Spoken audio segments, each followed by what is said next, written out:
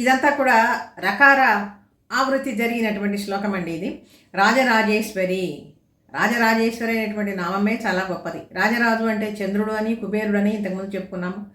వాళ్ళందరికీ కూడా అధిపతి అయినటువంటి తల్లి ఈశ్వరి. మనల్నందరినీ పరిపాలించేటువంటి వాళ్ళేమో రాజులు అనుకుందాం. అంటే ఇప్పుడు మారిందనుకోండి, ఆ పేర్లు మారినాయి. కానీ ఆ రాజుల మీద కూడా అధిపతి ఉంటాడు కదా, వాళ్ళందరి మీద కూడా అధినాయకురాలైనటువంటి తల్లి శ్రీమాత. అందుకని ఈ విధంగా కూడా రాజరాజేశ్వరి. ఆ తల్లి ఎటువంటిది? రాజ్యదాయిని. రాజ్యం లేనటువంటి వాళ్ళకి రాజ్య సంప్రాప్తిని కూడా కలుగజేస్తుందటండి. ఇది శ్రీమాత యొక్క అనుగ్రహము అంటే. ఎంత దయాంతరంగా అంటే మనుషులకే కాదు, మనుషులకి దేవతలకే కాదు తల్లి తన అనుగ్రహాన్ని ప్రసరింపచేసేది. పశుపక్ష్యాదులు కూడా. దేవి భాగవతంలో చిన్న కథ ఉన్నది, ఈ వృత్తాంతం తెలుసుకుందాం. అంటే తల్లి యొక్క దయ ఎటువంటిది అని చెప్పి, రాజ్యదాయిని అని చెప్పి చెప్పుకున్నాం కదా. హిమాలయ ప్రాంతంలో ఒక చక్రవాక పక్షి చాలా ప్రాంతాలన్నీ తిరిగి అలిసిపోయింది. దానికి పాపం ఎగిరి అలసట వచ్చింది. చివరికి అనేక ప్రాంతాలు తిరిగి కాశీ పట్టణానికి వచ్చింది.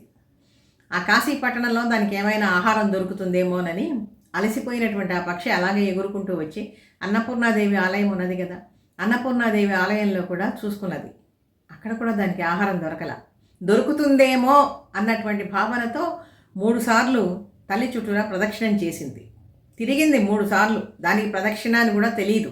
3 సార్లు తిరిగినా కూడా అది ఆహారము ఆ రోజు దొరకల. అప్పటికి దానికి ప్రాప్తం కాల. ఆ తర్వాత ఆ పక్షి మరణించింది. మరుసటి జన్మలో ఏమీ తెలియక ఆహారం కోసం 2 మెతుకుల కోసం అది ప్రదక్షిణ అని చెప్పి తెలియకుండా అన్నపూర్ణాదేవి ఆలయం చుట్టూరా తిరిగిన ఫలితం ఎంత గొప్పగా ఇచ్చింది అంటే, మరుసటి జన్మలో కాశీ నగరానికే రాజుగా జన్మించింది ఆ చక్రవాక పక్షి. ఇది తల్లి యొక్క అనుగ్రహము అంటే.